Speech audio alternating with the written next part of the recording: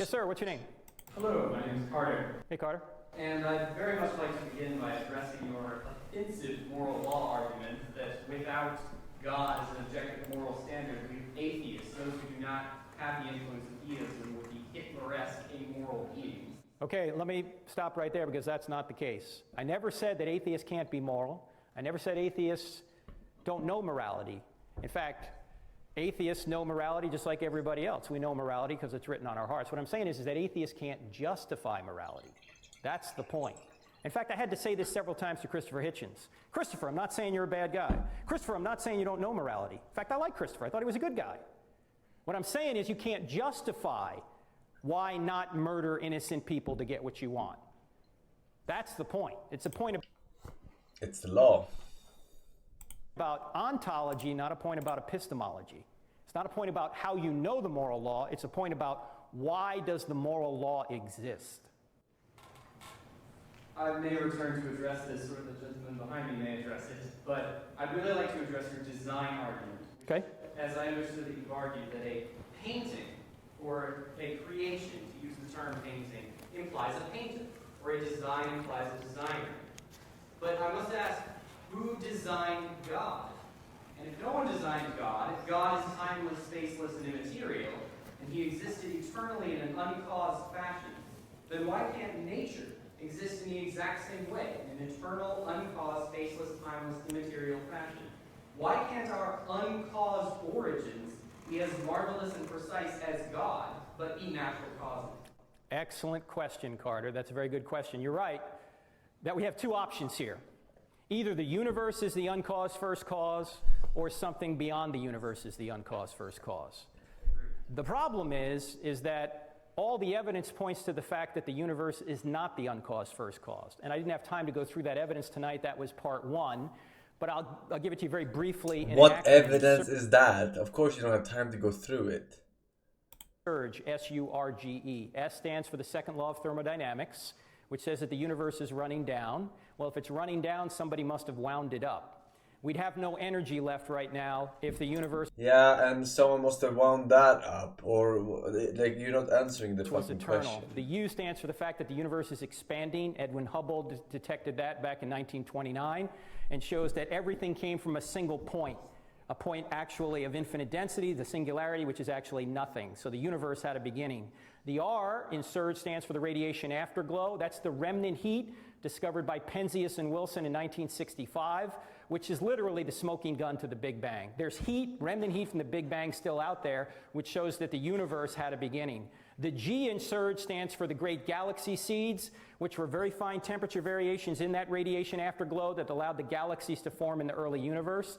And the E stands for Einstein's theory of general relativity, which shows that time, space, and matter are correlative, that they came into existence together, that space, time, and matter literally had a beginning.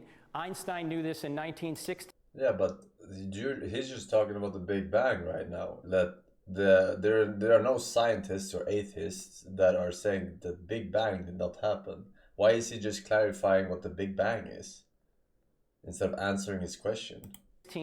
Then observational evidence began in 1919 when Eddington did his test on the eclipse, and then Hubble discovered the expanding universe in 1929, and then on to the radiation afterglow and the great galaxy seeds after that. So the evidence points to the fact that the universe is not the uncaused first cause. So there must be something beyond the universe that is, and that thing that's beyond the universe must be spaceless, timeless, and immaterial. No. And if you're timeless, do you have a beginning? No. No. So God is not, he didn't have a beginning. He's the uncaused first cause. And look, Aristotle, Plato, they all knew this. They knew there had to be an unmoved mover. I believe that you're drawing a false dichotomy, because we do not know that the original cause was God. There is no reason to say that an intelligent designer was the first cause, the uncaused first cause that caused everything else. I do not have the training or expertise to refute such science, and in fact I accept your conclusion that the Big Bang had a beginning and space, time, and matter came into existence from a point of origin. But we do not know that this point of origin is God. Calling it God is to make a false assumption.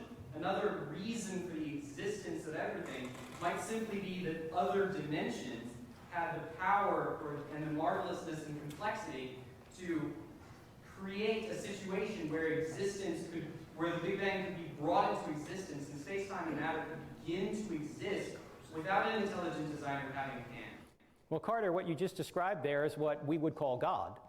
God is in another dimension that has the ability to bring these dimensions into existence. So if you want to call it another dimension, you can call it that, but that's exactly what we mean by God. But then why is there a theology? Why do we worship God? He could easily be called another. Excellent point. You don't have to worship God. In fact, Aristotle never worshiped God. In fact, the Greeks never got their theology and philosophy But you go to hell if you don't worship God. They knew God. that there had to be an unmoved mover, but they never put the two together and worshiped the unmoved mover. So you don't have to worship the unmoved mover. You don't have to. You can do whatever you want. That's why you have free will. God loves you enough to give you free will. You can love him or reject him. That's up to you. But go to hell if you reject him.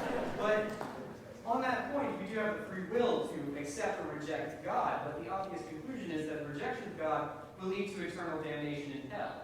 So in reality, we do not really have the choice to accept or not to accept God. We must ultimately accept God, assuming we choose to avoid perdition.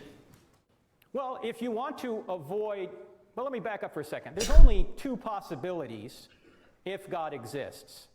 How can In you eternity, unironically you're be gonna be with Christian him or you're not and gonna listen be to with people him. like this? Right? That's logically the only two options. If you want to be with him, you will seek him out and be with him.